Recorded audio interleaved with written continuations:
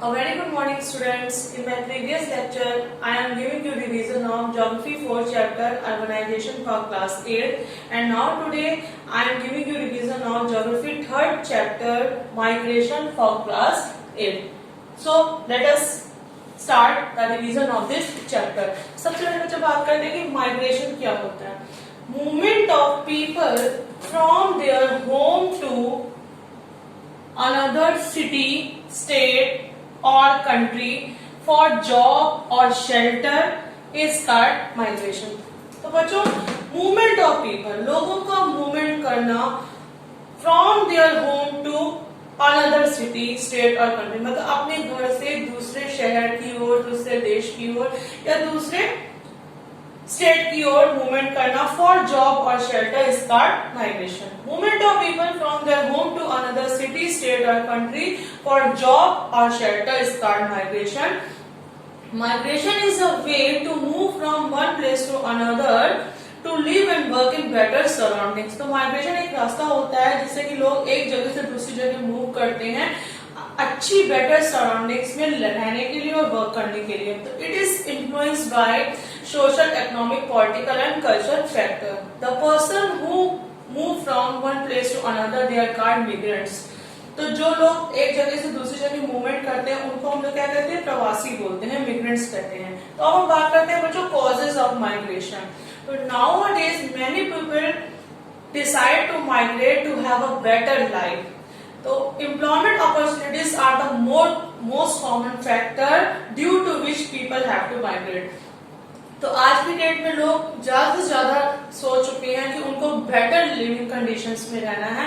तो जो employment opportunities है वो सबसे ज्यादा महत्वपूर्ण फैक्टर है जिसकी वजह से लोग माइग्रेट हो रहे हैं. एक्सेप्ट दिस, इसके अलावा और भी फैक्टर्स हैं जिसकी वजह से लोग माइग्रेट हो रहे हैं, such as lack of opportunities, better education, construction of dams, better medical care, better education facilities, natural disaster or crop failure. People have to migrate from their hometown to another country.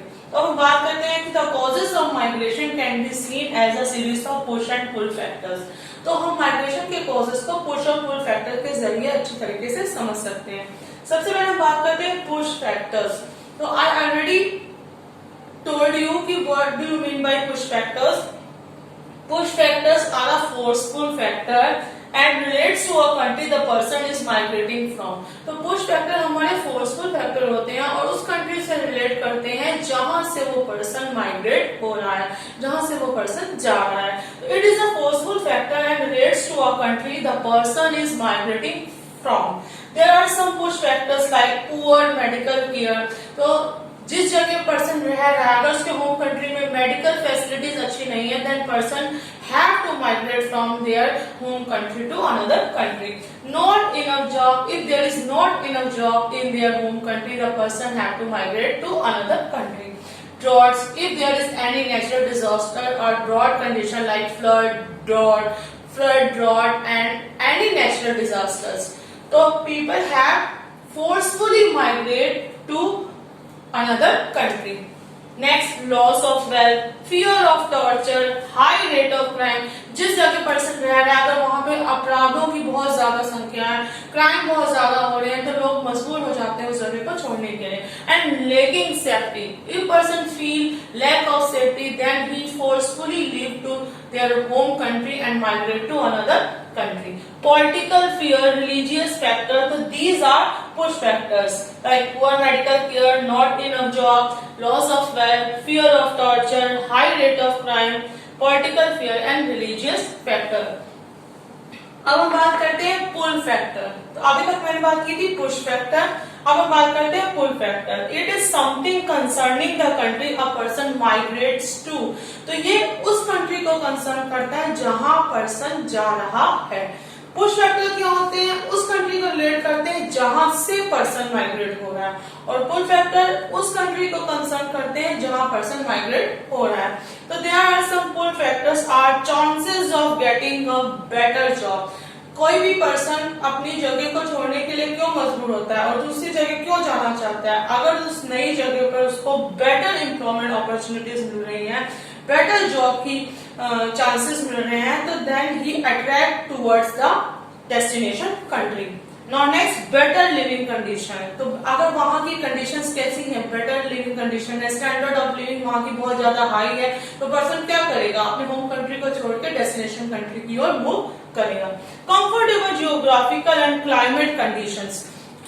तो comfortable geographical climate condition वहां की according to the livelihood, मतलब अपने जीवन के हिसाब से वहां की क्लाइमेट कंडीशंस कैसी हैं, कंफर्टेबल होती है, इजी टू लिव, तो the person attract towards the destination country.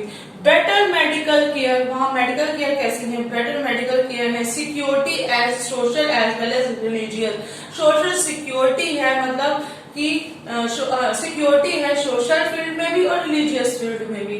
Better infrastructure of transport and other social benefits and family needs. तो these are the pull factors that person towards attract the destination country. अब बच्चों हम बात करते हैं effects of migration. अभी तक मैंने बात की थी कॉजेज ऑफ माइग्रेशन, कि माइग्रेशन के क्या कॉजेज होते हैं। तो causes of migration can be seen push and pull factor, and now effects of migration.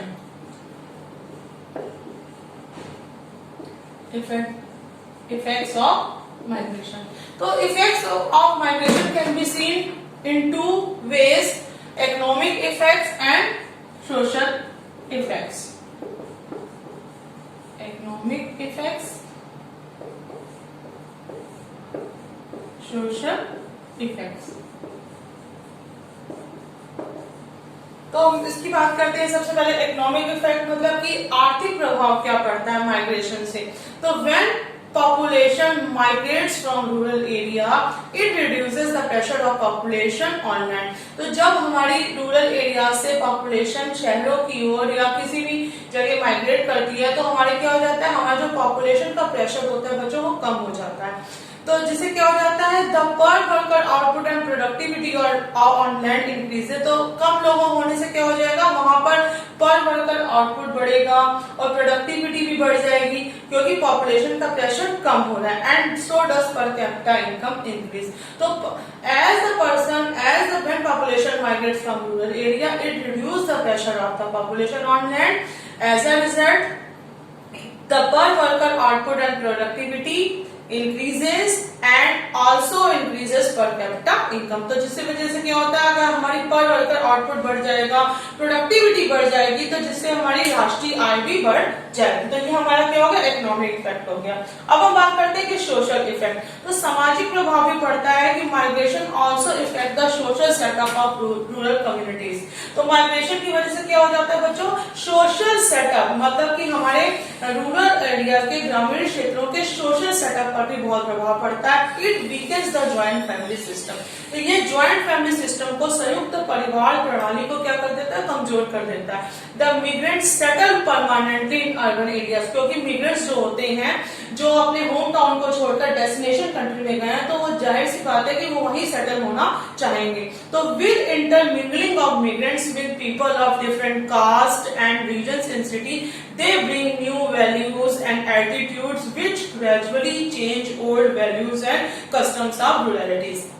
तो क्या हो जाता है कि शहरों में लोग डिफरेंट कास्ट और रिलीजन्स के लोगों के साथ वर्क करते रहते हैं, तो वो अपने साथ क्या लेके आते हैं, नए आइडियाज और वैल्यूज लेके आते हैं। तो जिसकी वजह से क्या हो जाता है कि गांव के, रूरल एरियाज के जो पुराने आइडियाज और वैल्यूज होती हैं वो खत्म हो जाती है। तो ये इसका क्या हो गया, ये इसका सोशल इफेक्ट हो गया। तो economic effect and social effect. अब हम बात करते हैं टाइप्स ऑफ माइग्रेशन, कि माइग्रेशन के टाइप्स क्या होते हैं। तो सबसे पहले हम बात करने जा रहे हैं नाउ टाइप्स ऑफ माइग्रेशन। सबसे पहले हम बात करने जा रहे हैं immigration.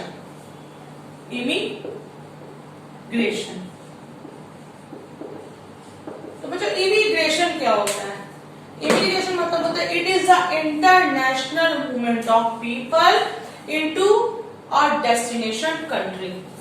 It is a international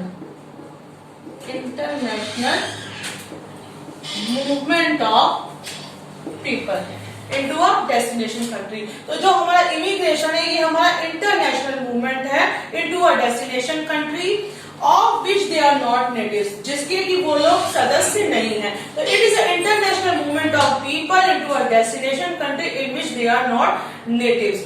When people cross the international borders during their migration, they are called immigrants. जब लोग अपने माइग्रेशन के दौरान इंटरनेशनल बॉर्डर्स को क्रॉस करते हैं तो उन लोगों को क्या कहते हैं? उन लोगों को हम इमिग्रांट्स कहते हैं, प्रवासी बोलते हैं. तो when people cross the international borders during their migration, they are called immigrants.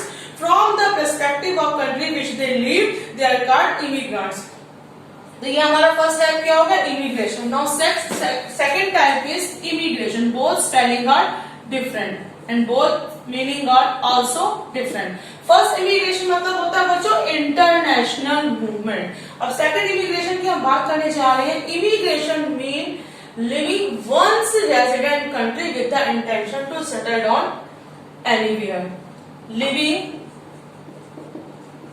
Immigration means living one's resident country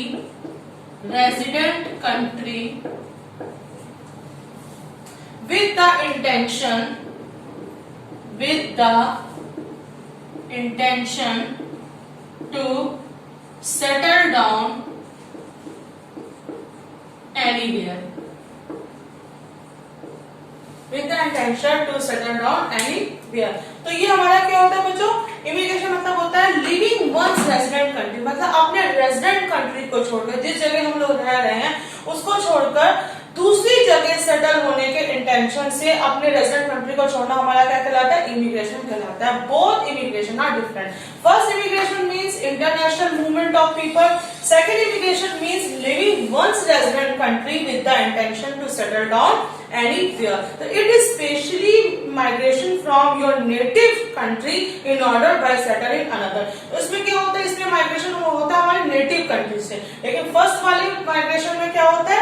international movement होता है कि जब लोग इंटरनेशनल बॉर्डर्स को क्रॉस करते हैं तब जो मूवमेंट होता है उसको हम लोग क्या कहते हैं? इमिग्रेशन कहते हैं. Now next type is both immigration and immigration are acts of migration across national borders. तो ये हमारा क्या हो गया? दोनों टाइप हो गया. नेक्स्ट हम टाइप की बात करने जा रहे हैं डोमेस्टिक और इंटरनल माइग्रेशन. डोमेस्टिक और इंटरनल माइग्रेशन. तो बच्चों डोमेस्टिक और इंटरनल माइग्रेशन क्या होता है? This involves the movement of people from rural areas to urban areas. This involves the movement of people from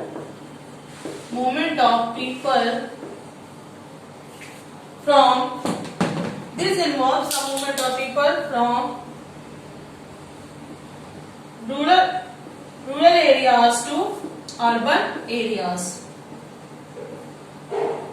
तो बच्चों इस तरह के माइग्रेशन में क्या होता है? इस तरह के माइग्रेशन में मूवमेंट होता है जब लोग रूरल एरियाज से अर्बन एरियाज की ओर माइग्रेट करते हैं, मतलब गांवों से शहरों की ओर जब लोग मूवमेंट करते हैं तो उसको माइग्रेशन को हम लोग क्या कहते हैं? डोमेस्टिक और इंटरनल माइग्रेशन कहते हैं. तो migration from rural to urban areas is of different types. Next हम बात करते हैं कि in India many urban cities are creating job opportunities. तो हमारे भारत में क्या हो गया कि बहुत से जो शहर हैं, बहुत से अर्बन जो सिटीज हैं वो जॉब अपॉर्चुनिटीज को क्रिएट करें, जिसका रिजल्ट क्या होता है कि more migrants are running into country. तो बहुत सारे मिग्रेंट्स उन कंट्री में आते हैं such as Mumbai, Bengaluru, Delhi and Chennai. तो similarly farmers living in rural areas are moving to urban area. Similarly जो हमारे फार्मर्स होते हैं जो कि हमारे रूरल एरियाज में रह रहे हैं वो क्या करने लगते हैं? अर्बन एरियाज की ओर मूवमेंट करने लगते हैं. तो this movement involves the movement of people from rural areas to urban areas. Next हम बात करते हैं अर्बन माइग्रेशन. तो नेक्स्ट हमारा टाइप है बच्चों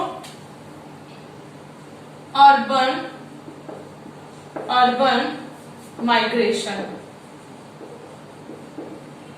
Now next type is urban migration. So it is type of internal migration. It refers to people within a country moving to another location within the borders. So it refers to people, it refers to people within a country, within a country, it refers to people within a country moving to another location, moving to another location within its borders, within its borders. तो बच्चों इसमें क्या होता है? It refers to people within a country, मतलब एक ही देश के लोग एक जगह से जब एक लोकेशन से जब दूसरी लोकेशन की ओर चले जाते हैं तो उसको हम लोग क्या करते हैं, अपने ही बॉर्डर में, मतलब अपने ही देश की सीमाओं में एक राज्य से जैसे दूसरे राज्य की ओर चले गए, दूसरे शहर, एक शहर से दूसरे शहर की ओर चले गए, मतलब अपने ही देश की सीमाओं में। तो उस तरह के माइग्रेशन क्या कहते हैं? अर्बन माइग्रेशन कहते हैं, मतलब एक शहर से दूसरे शहर की ओर जाना, अर्बन एरिया से अर्बन एरियाज की ओर मूवमेंट करना हमारा क्या कहलाता है? अर्बन माइग्रेशन कहलाता है। तो people migrate due to several reason including social, political, environmental and economical factor. तो ये हमारा क्या हो गया? ये हमारा हो गया अर्बन माइग्रेशन। नेक्स्ट हमारा माइग्रेशन आता है, नेक्स्ट टाइप है हमारे माइग्रेशन का इंटरनेशनल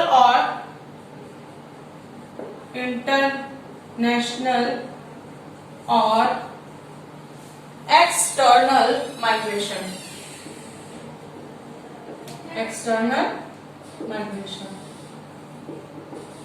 तो बच्चों नेक्स्ट टाइप हमारा आता है इंटरनेशनल और एक्सटर्नल माइग्रेशन।